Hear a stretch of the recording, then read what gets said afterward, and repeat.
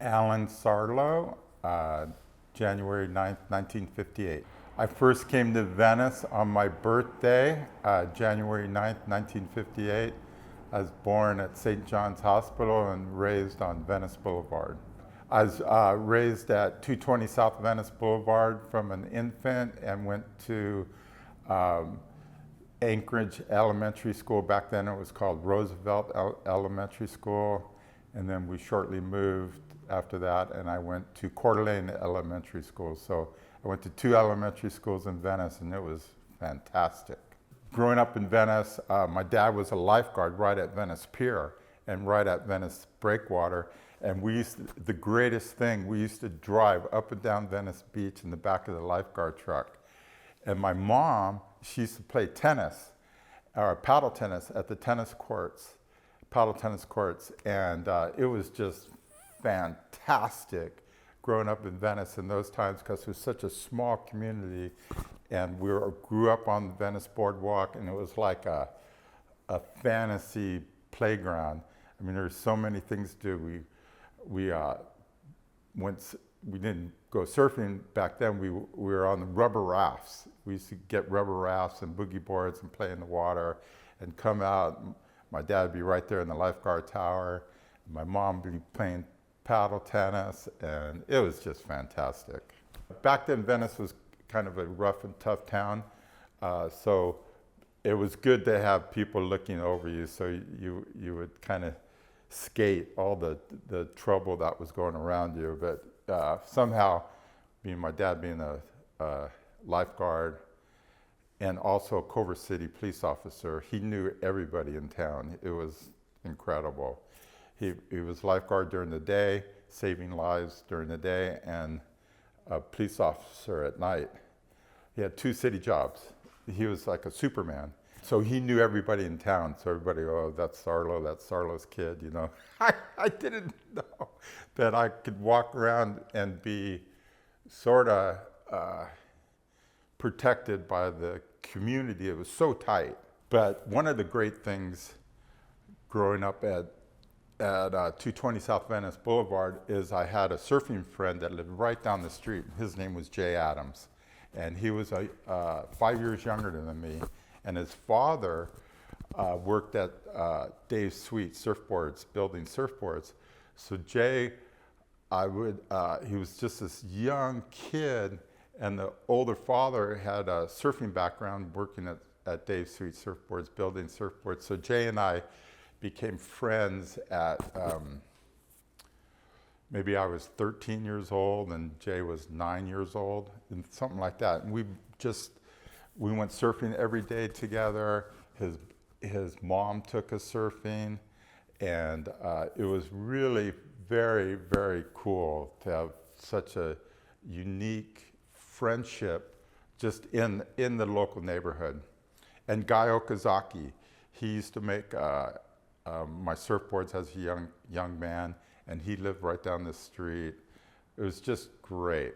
It was just fabulous. About surfing, how old were you when you started to surf? Well, my dad, being in the lifeguard tower, he taught us how to swim and rubber raft at a young age. And I think I first stood up on a surfboard when I was like 8.5 years old, 9 years old. And for Christmas, because my birthday's January 9th, for my birthday and for my Christmas, I talked him into getting me a surfboard. My first surfboard. It was a Shell surfboard. The funny thing about that surf shop, it was an auto mechanic repair place, and the guy built surfboards on the side. He was like a greaser. So it was cool. He made hot rods and built surfboards. It was pretty cool. So anyways, I started surfing when I was 9 years old and just fell in love with it. It was just, like walking on water. It was a surfer's dream. I had an older brother that surfed. We had a good, cool surfing group of friends, and it was just like, and I lived so close to the beach. It was just like paradise on the West Coast. Well, Bagel, Josh, he was about this big, and good surfer, and lived right down the street, and he knew that I was going to Malibu, driving from Venice, going to Malibu in the morning on the South Swell in the summertime. Surf was much better up there. So him and couple of his friends go, "Can we get a ride with you tomorrow?" I go, "Okay, we're leaving at 5 o'clock. Don't be late." So they were there early. They were there, and we did it for more than a couple dozen times. Were you aware that all the younger guys really admired you and looked up to you and tried to be like you? Thank you for that.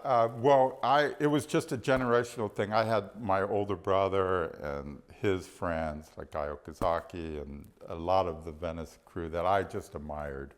And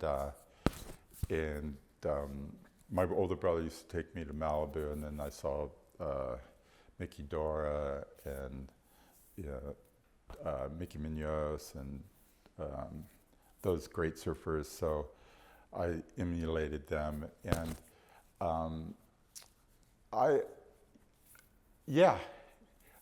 like Solo Scott, and he was a little kid, and he used to come to the breakwater, and he used to rip the waves apart, and tried to befriend them and guide the kids in a good direction, a good foundation I had a good foundation from my older brother and my dad, and so we just tried to give, share the love,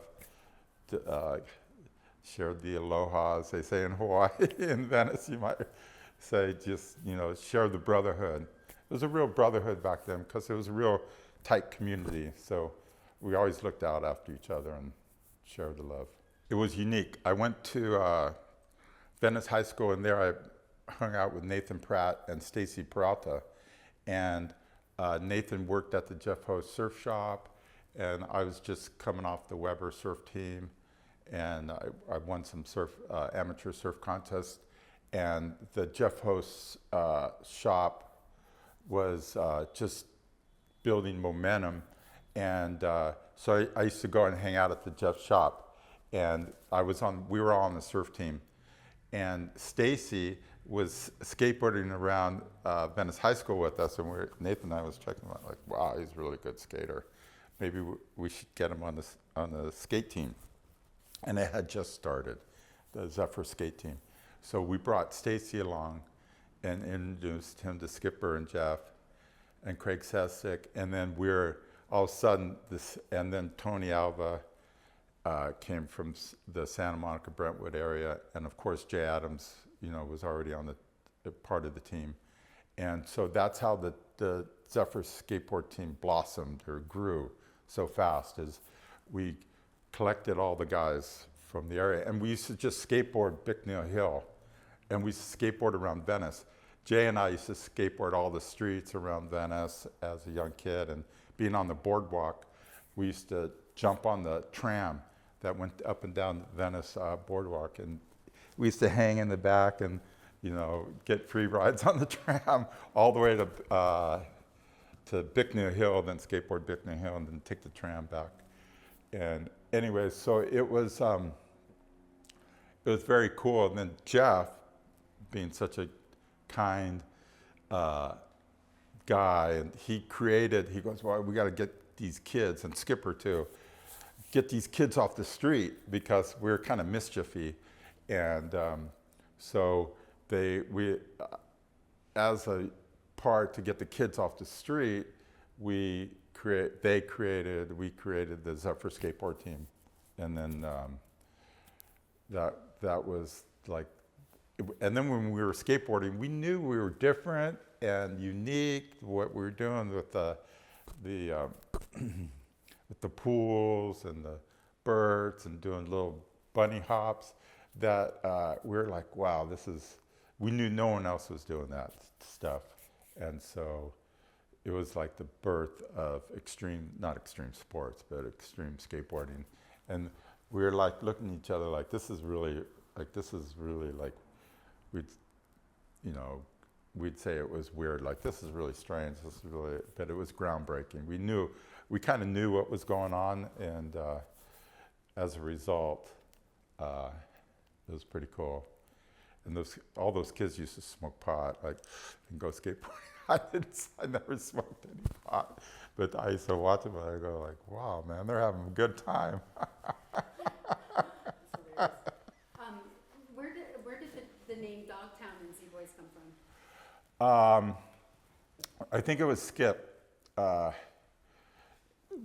was a lot of days where the surf was flat and onshore wind, and we were all working in the surf shop, and no one would come in the surf shop because there wasn't too many surfers back then.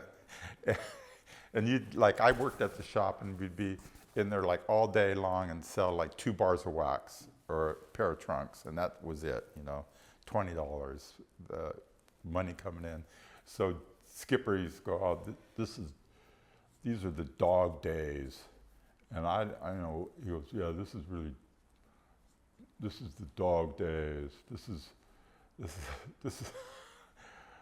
dog. And then I think, I don't know, I think he goes, this is Dogtown, so I think it was Skipper and Jeff just like turned it in from the dog days because things were moving so slow, it seemed like it was in slow motion that it was kind of doggy in a sense. And it was dirty and, not too many people coming into the shop, so. Well, when I was 17 years old in Venice High School, I had some great motivation. I wanted to date my wife, and she worked in the school paper, and and I figured the only way that she would recognize me, or is if I won the Malibu 4A surfing contest. That she would have to put my name in the paper, in the high school paper. So I won the Malibu 4A surfing contest at 17 years old. She put my name in the paper. Alan Sarlo won the surfing championship at Malibu. But anyway, so I won the contest at a young age up there. So I was kind of well known and liked, and a threat to the kids. But as a result of winning the contest, there was the Malibu Surfing Association. And the president of the Surfing Association invited me into the club at 17 years old, which was unheard of at the time. I didn't know what was going on. And he goes, oh yeah, you're in the club. And back then, if you got invited to the club, there was a year waiting period. They checked you out, see if you're a good surfer, see if you're, club worthy, not too crazy. But he, at the first meeting, he goes, oh, Alan's in the club. There's no waiting period. So right then I got to know a lot of the older guys, like Glenn Kennedy and John Baker. And so I was kind of in, but I wasn't all the way in. But they gave me a hard time. The local kids, it was, I had to earn my respect. I had to earn my friendship with them.